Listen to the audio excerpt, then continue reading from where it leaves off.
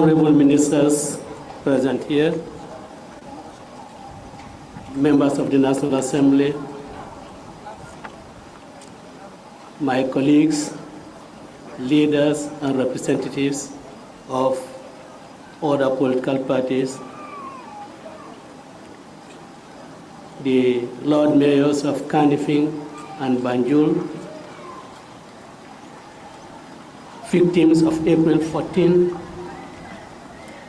and victims of April 16, victims of May 9, 2016. My compatriots,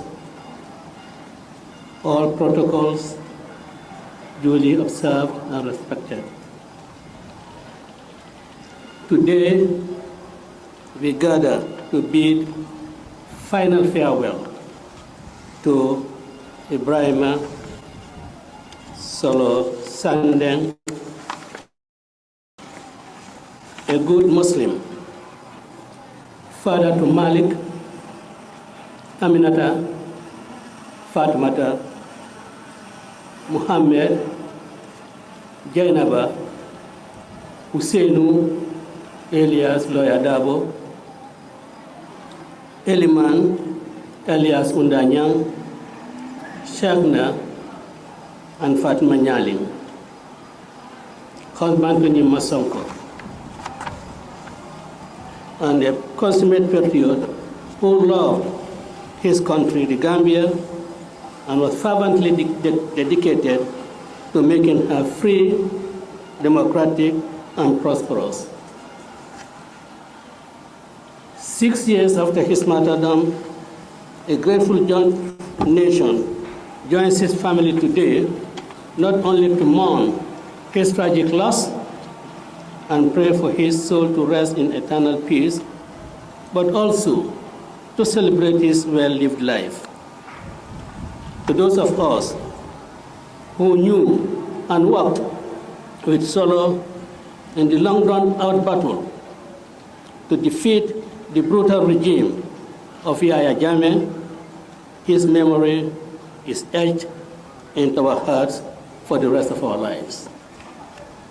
Solo was an ordinary citizen who achieved an extraordinary outcome for our nation through selfless devotion to principles he believed in.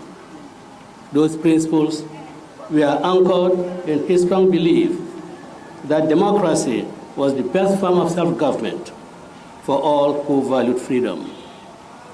He also believed in the assertions of an American statesman that it takes eternal vigilance of citizens to sustain a democracy. He also believed in a similar refrain that democracy and the freedoms it guarantees are not free, and that only those who are willing to fight to create and retain their democracy would be entitled to keep it. The battle from 1996 to the day he drew his last breath in the torture chambers of the National Intelligence Office, as it was called, were all centered around the principles that he and the nation he loved needed to be free from authoritarianism and be democratic. In the pursuit of his beliefs, Solo was determined, humble, disciplined, and focused. He was courageous and resourceful. He believed in his cause, so much so that he tried to convert some NIA officers to his persuasion whilst he was in previous detention in the office in Banjul. He was a self-taught man who, despite having never sat in any conventional classroom in a school setting, was able to speak and write perfect English. He had a combined wisdom, curiosity, and keen intellectual approach to everything he did. In the leadership position he was given as a long-serving member of the United Democratic Party executive, Solo always brought energy, excellent organizational skills, and laser focus on achieving results. He believed the journey to freedom entailed necessary sacrifices, and he was always at the forefront of whatever was required, whether it was time, resources, personal comfort or even exposing himself to risk. If he believed something needed to be done, he would first try to do it before asking anyone else. Nothing stands out more in the life of Solo than the immense courage that lay beneath his humble disposition. He, like most Gambians who lived under the tyranny of Yahya Jammeh, was very conscious and aware of the death, torture, and disappearances that were the hallmark of that cruel regime. He had personal experience as well as intimate knowledge of the regime's cruelty, but was never the one to be coward. He believed that the price of freedom required sacrifice, and he possessed the courage to face the dangers that stood between what obtained and what he aspired for our nation. Solo believed as long as there existed Gambia, there must be Gambians ready and willing to fight for its freedom.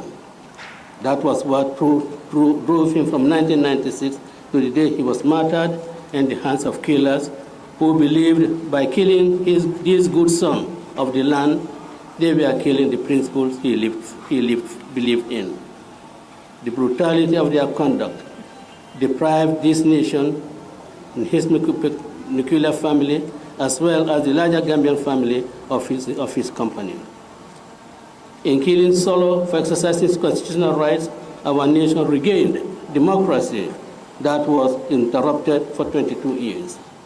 His ultimate sacrifice of losing his life is what gave us deliverance from the Jammeh regime.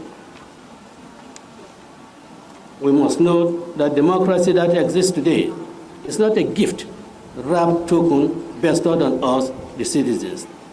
Neither is it a miracle that materialized out of the thin air. It is the product of 22 years of struggle, paid for by the blood, tears, and sweat, and sacrifices of countless regular citizens, all of all persuasion, who believed in and acted on the proposition that tyranny needed to be confronted and democracy was worth fighting for.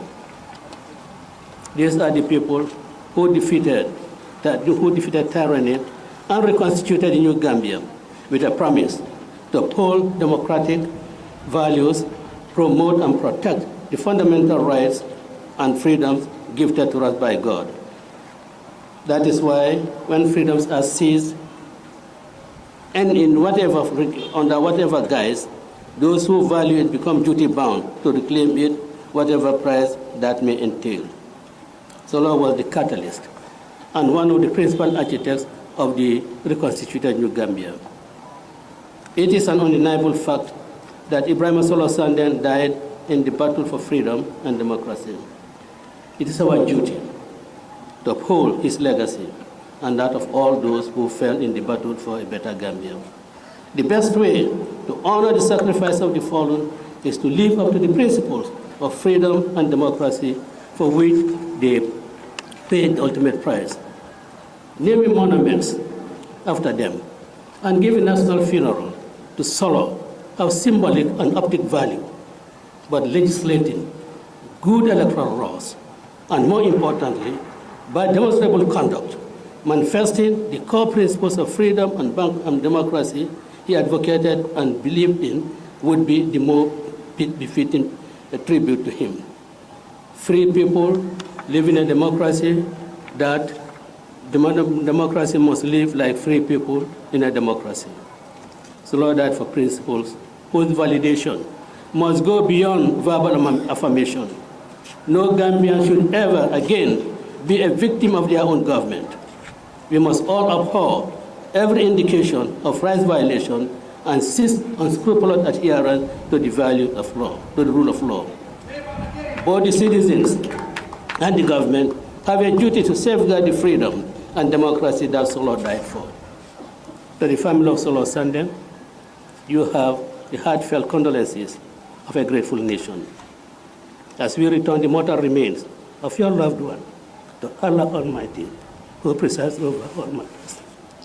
Your father, husband, uncle, my friend, my younger brother, my comrade, my trusted ally, will stand tall in the annals of Gambian history for his selflessness, courage, and dedication.